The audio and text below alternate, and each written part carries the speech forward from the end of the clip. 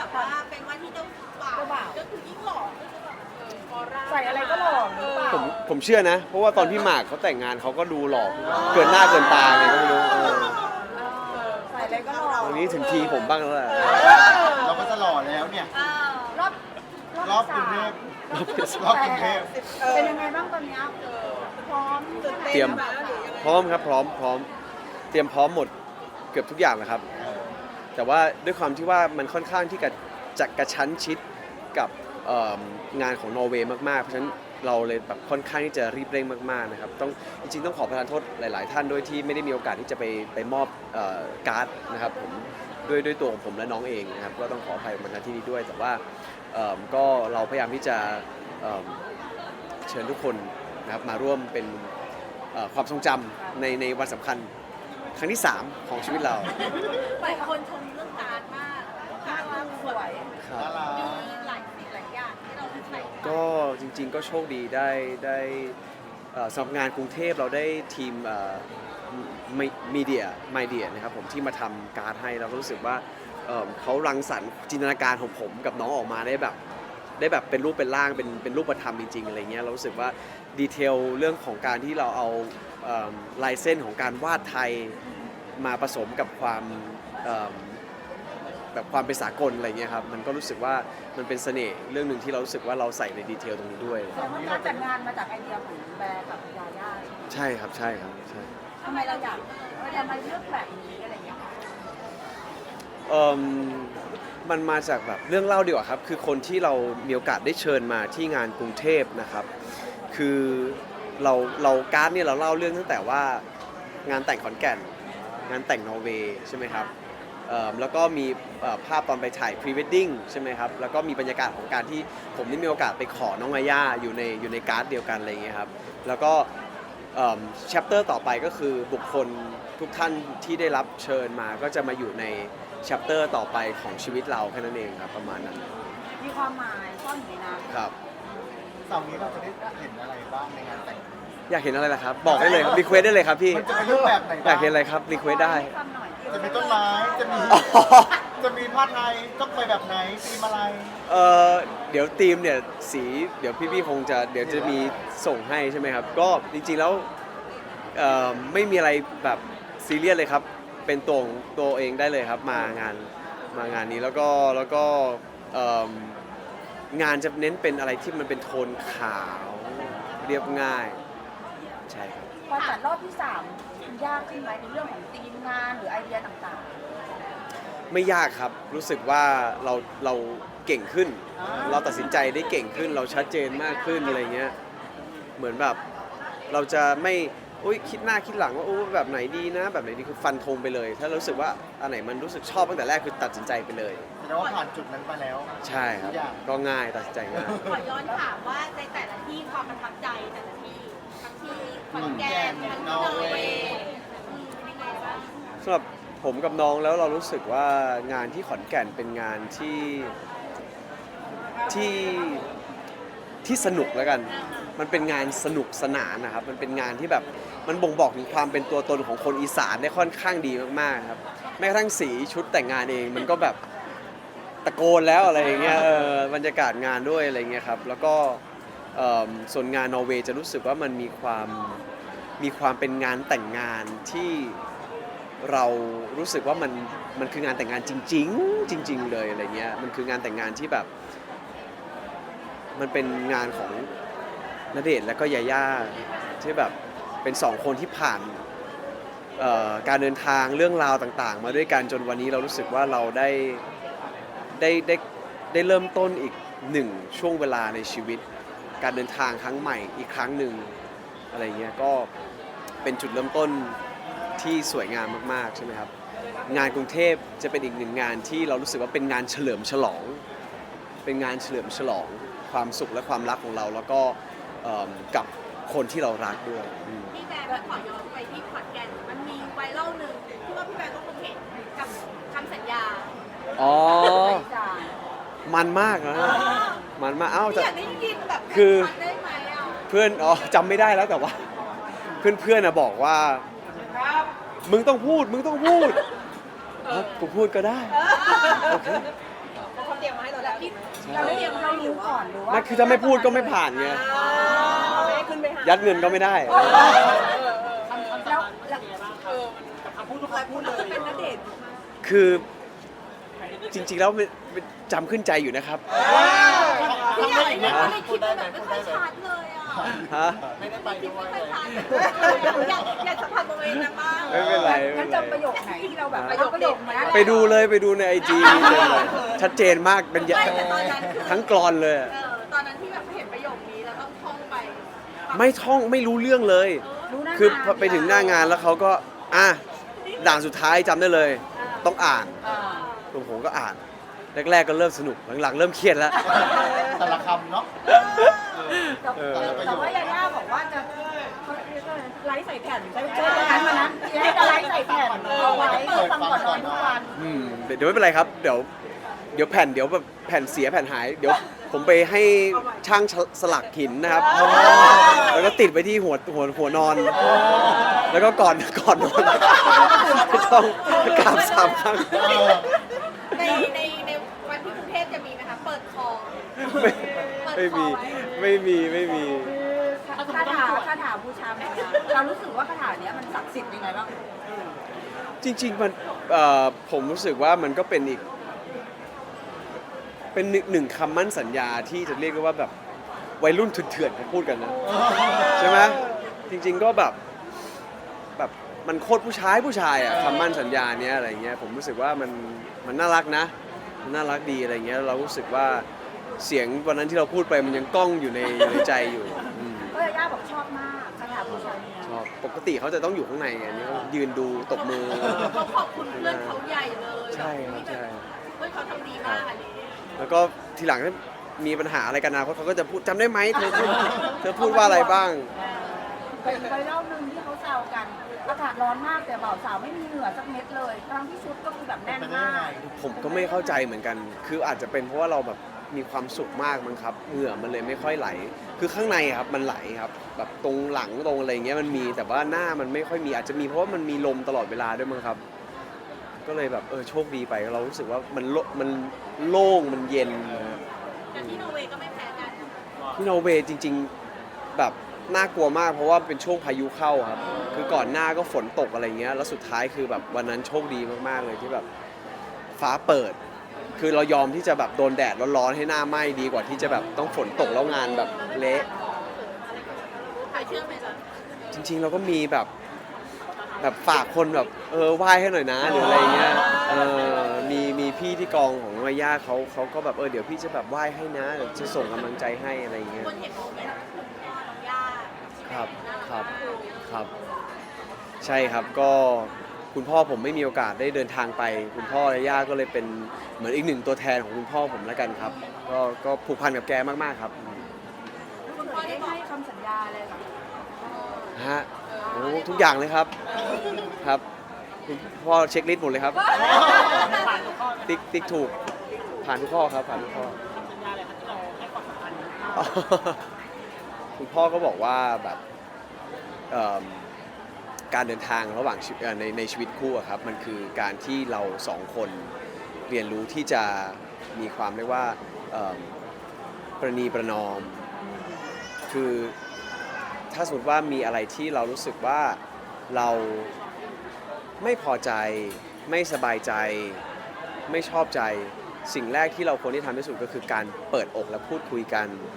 นะครับผมไม่งั้นเนี่ยมันจะถูกเก็บแล้วก็เป็นพังผืดในใจแล้ว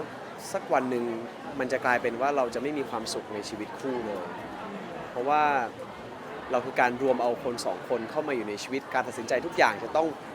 เป็นไปในทิศทางเดียวกันนะครับซึ่งอันนี้เป็นสิ่งหนึ่งที่ผมกับน้องก็โชคดีมากๆครับเราไม่ค่อยมีปัญหานะครับไม่ใช่ว่าผมยอมน้องอย่างเดียวนะครับหมายถึงว่าน้องเองก็เขาก็เปิดใจแล้วก็ยอมรับในความคิดการตัดสินใจของผมด้วยเหมือนกันมันก็เลยเป็นอะไรที่เรารู้สึกว่าเราโชคดีมากๆเลยที่เราได้แบบมีคู่ชีวิตแบบย่านะ แสดงว่าสิ่งนี้เป็นแนวคิดในการใช้ชีวิตคู่ร่วมกันที่เราเอาไว้เป็นแนวทางในการ ใช่ครับคือเราพยายามที่จะบอกตัวเองเสมอว่าแบบคือถ้าทะเลาะกันแล้วอย่าหันหลังให้กันมันต้องคุยมันต้องเคลียร์ให้จบอะไรเงี้ย ต้องแบบตอนนี้งานมัน28กี่เปอร์เซ็นต์ 90 ใกล้แล้ว 90% ชุดยังไง เหลือจ่ายตังค์อีก 10%นะไม่ ก็เหลือใจ ยังไม่ได้จ่าย ชุดยังไงคะเตรียมไว้ ชุดโอเค ชุดก็มีชุดหลายชุดพอสมควรฮะมีชุด after party ชุดรอบเพรสใช่ไหมครับ แล้วก็ชุดที่จะชอบรอบงานพิธี จะจุ๊บฉ่ำเหมือนที่นอร์เวย์เนาะ ฮะ น้องขอ เดี๋ยวจุ๊บให้ดูเดี๋ยวจุ๊บให้ดูเดี๋ยวจุ๊บให้ดูขอช้ำๆนะ เดี๋ยวจุ๊บให้ดูเดี๋ยวจุ๊บให้ดูเดี๋ยวจุ๊บให้ดู แสดงว่าวันนั้นอย่านับ ไม่ต้องนับเพราะเยอะมาก เพราะหลายคนแบบว่าเห็นภาพที่เราเลยแล้วเฮ้ยที่ประเทศไทยจะมีไหมที่ประเทศจะมีไหม ใช่จุ๊บให้ดูครับ ไม่ดู จะมีพี่แบงค์ สองรอบเจ้าสาวสวยทุกรอบเลย สวยคนละแบบเลยครับ สวยคนละแบบ คือผมมองเขาในชุดแต่งงานที่ขอนแก่นกับนอร์เวย์ก็ความรู้สึกแตกต่างกันนอร์เวย์คือสั่นแบบตื่นเต้นแบบสั่นมากๆอะตอนแรกคือแบบรู้สึกเฉยๆมากเลยนะแต่พอไปยืนเตรียมตัวแล้วจะต้องเดินลงไปแล้วก็ต้องยืนรอเขาอะไรเงี้ยมันแบบมันตื่นเต้นมากๆเลยมันความรู้สึกมันบอกไม่ถูกอะไรเงี้ยแต่ยาย่าเขาบอกว่าเขาจะชอบน้ำตาไหลณเดชน์ขนาดไหน ไม่ครับผมพยายามที่จะแบบฮึบไว้อะไรเงี้ย แต่เจ้าสาวเขาบอกว่าพี่แบร์หล่อมากเลยนะสาวก็ชมมา โหขอบคุณ หล่อไม่เคยหล่อแบบนี้มาก่อน ผมต้องหล่อเพราะว่าผมแต่งงานกับคนที่สวยที่สุดในโลก ดีงานแล้วดู คือผมก็ต้องให้คุณค่าผมมันเทียบเท่าเขาหน่อย เอาว่าที่กรุงเทพนี่วันนั้นวันที่18จะไม่มีใครสวยเกินยาย่า ไม่มีครับไม่มี จริงๆวันที่นอร์เวย์นั่นคือแบบสวยมาก ชุดแบบว่าอลังการ พี่แบ มาง ก ค์เห็นชุดมาก่อนนี้ ไม่เลยครับ ใช่ครับ เห็นวันนั้นเลย ตอนที่เดินลงมาเลย แต่รู้ว่าเขาบอกว่าชุดมันยาวมากๆเลย พอเห็นแล้วสนุกขนาดพอเห็นเขาเดินลงมาตามบรรยากาศ เหมือนเจ้าหญิงเลยไหม มันอิ่มมากกว่าครับ ผมรู้สึกว่ามันอิ่มครับ มันอิ่มอะรู้สึกว่าอิ่มใจแบบรู้สึกแบบบอกไม่ถูกอะมีความสุขมากๆ แล้วแต่งงานแล้วที่ขอนแก่นเดือนเมษายนใช้ชีวิตเป็นคู่แต่งงานมา2 เดือนกว่าเป็นยังไงบ้างคะการปรับตัวหรืออะไรมันมีอะไรเปลี่ยนไหมหรือว่าเหมือนเดิม จริงๆก็ไม่ได้มีอะไรที่รู้สึกว่าในการใช้ชีวิตนะครับเหมือนเดิมปกติ แต่สิ่งที่เปลี่ยนไปคือความรู้สึกระหว่างกันต่างหากมันโหยหากันมากขึ้นนะครับมันแบบมันใช่ครับมันแบบคิดถึงกันตลอดเวลาเลยมันเหมือนแบบมันเหมือนกับมันเป็นประตูของการที่เราจะได้แบบใกล้ชิดกันมากขึ้นอะไรด้วยเหตุผลประการใดก็ไม่รู้อะไรเงี้ยครับมันซึ่งเราทั้งสองคนก็คุยเรื่องนี้เหมือนกัน แล้วก็คำตอบก็เป็นแบบนี้คือเรารู้สึกมันเปลี่ยนไปมัน เรียกแทนอะไรกันคะ เรียกเหมือนเดิมอ๋อ เรียกอะไรคะ ก็เรียกเหมือนเดิมนะแบบเรียกแบบจะมีแบบบางทีก็แบบ แบบ my wife อะไรเงี้ยแล้วแต่โอกาสถ้าพูดบ่อยๆมันรู้สึกแบบวิเกไปนิดนึงอะไรเงี้ย ย่าเรียกพี่แบงค์ ฮะ ย่าเรียกพี่แบงค์ เขาก็เรียกว่าแบบ husband อะไรเงี้ย พี่แบงค์เขินหูแดง ไม่อยู่เลย พี่แบงค์เรื่องเดิม ไรเดอร์ค่ะ ไรเดอร์อ๋อโอเคแบบจริงๆก็สงสารพี่เขาเหมือนกันนะเพราะว่าแบบกระแสสังคมก็ค่อนข้างที่จะแบบไปกระทบกับพี่เขาก็วันนี้ต้องขออภัยพี่เขาด้วยแต่ว่าเราเองก็ต้องปกป้องพื้นที่ของเราด้วยเหมือนกันใช่ไหมจริงๆแล้วเอางี้ดีกว่าครับจริงๆแล้วผมเชื่อว่าพี่ไรเดอร์ทุกคนเนี่ยคงแบบดีใจที่ได้มีโอกาสได้เจอเรานะครับแต่ว่ามันไม่มีกฎหมายหรือไม่มีขอบเขตที่ทำให้แม้กระทั่งผมหรือพี่ตัวเขาเองเข้าใจว่าอะไรคือข้อจำกัดหรือขอบเขตใช่ไหมครับไม่มีใครผิดไม่มีใครถูกครับคือเราต่างคนต่างไม่ได้ปกป้องกันและกันเองเพราะฉะนั้นเนี่ยสิ่งหนึ่งที่เราเลือกที่จะทำแบบนั้นโดยการที่ให้ผู้จัดการไปบอกเนี่ยเพราะว่าเราต้องการที่จะเป็นเรียกว่าเป็นบทเรียนให้กับตัวเราเองแล้วก็กับพี่ไรเดอร์แล้วก็คนอื่นๆอีกหลายๆคนนะครับจริงๆทุกวันนี้พี่ๆเวลาผมเดินทางไปไหนเขาก็ยังถ่ายได้อะไรเงี้ยครับแต่ว่าอาจจะเป็นความผิดพลาดจริงๆที่พี่เขาดันไปลงคลิปที่ยาวจนตั้งแต่รับจนไปถึงบ้านซึ่งมันก็มีความไม่ปลอดภัยกับตัวผมและคนที่อยู่ในบ้านของผมด้วยอะไรอย่างเงี้ยแค่นั้นเอง เรารู้สึกว่ามันค่อนข้างเซนซิทีฟแต่จริงๆแล้วเรื่องของการมีกล้องติดรถหรืออะไรเงี้ยมันเป็นเรื่องปกตินะครับแต่ผมเชื่อว่าการที่เราแจ้งให้กับลูกค้าทราบก่อน น่าจะเป็นสิ่งที่เป็นทางออกที่ดีที่สุด หรือว่าเขาอาจจะถามผมก่อนก็ได้ว่าแบบแบบขอเอาไปลงได้ไหมอะไรเงี้ยหรือว่าแบบจะไปลงแบบไหนอะไรเงี้ยผมว่าการที่เรามีโอกาสได้ชี้แจงกันตรงนี้น่าจะเป็นสิ่งที่เป็นทางออกที่ดีที่สุดสำหรับทุกคนในตอนนี้ เราในตอนนั้นคือแบรนด์ไม่รู้เลย ก็เห็นว่าพี่เขามีกล้องติดอยู่ แต่ก็ไม่รู้ว่าอะไรใช่เพราะส่วนใหญ่คนที่เขาก็ถ่ายภาพนิ่งกันในความประสบการณ์ผมอะไรเงี้ยส่วนใหญ่เป็นภาพนิ่งอะไรเงี้ยใช่แต่จริงๆแล้ววิดีโอกับไรเดอร์นี่จริงๆเขาต้องมีเพราะเขาต้องปกป้องตัวเขาด้วยไงครับใช่ไหมครับอุบัติเหตุลูกค้าเหวี่ยงลูกค้าวีนหรืออะไรก็ตามเนี้ยมันคือเหตุการณ์นี้มันไม่มีใครผิดไม่มีใครถูกจริงๆครับคือมันเป็นบทเรียนที่เราทั้งคู่นะครับแล้วก็สังคมได้เรียนรู้พร้อมๆกัน แต่เคสนี้คนก็มองว่าไม่ควรถ่ายแบบนั้นขออนุญาตด้วยแล้วมันเรื่องความปลอดภัยเพราะมันเป็นพื้นที่กับบ้านของตัวเรามองมุมนี้ที่คนหลายๆคนเป็นห่วงเรารู้สึกไงบ้าง ก็ขอบคุณครับที่เป็นห่วงตรงนี้แต่ว่ามันคือความไม่รู้ของทั้งสองคนนะครับผมเองก็จริงๆถ้าผมเห็นกล้องผมอาจจะคิดในใจกันพี่ครับนี่ถ่ายวิดีโอจะไปลงหรือเปล่าถ้าลงนี่ฝากอย่าไปเห็นบ้านผมนะอะไรเงี้ยผมก็ต้องมีไหวพริบตรงนี้ด้วยเหมือนกันแต่ผมกำลังรู้สึกว่าเราอาจจะเคยชินมากๆมั้งครับเราเลยรู้สึกว่าเราไม่ได้ปกป้องตัวเองด้วยแล้วเขียนไหมพอแบบโดนแอบถ่ายแบบนี้แล้วก็ไม่เรารู้สึกเลยว่าต่อไปนี้คนน่าจะกลัวเราแน่ๆคนไม่กล้าแบบถ่ายรูปหรือว่าอะไรอย่างเงี้ยแบบไม่กล้าเจอเราแล้วแบบไรเดอร์อะไรอย่างเงี้ยเยอะเหมือนกันเพราะว่ามีพี่ๆ ใช่ ก็ถ่าย ใช่ครับผมอดใจไม่ไหวกับการขับรถในกรุงเทพมากขนาดนั้น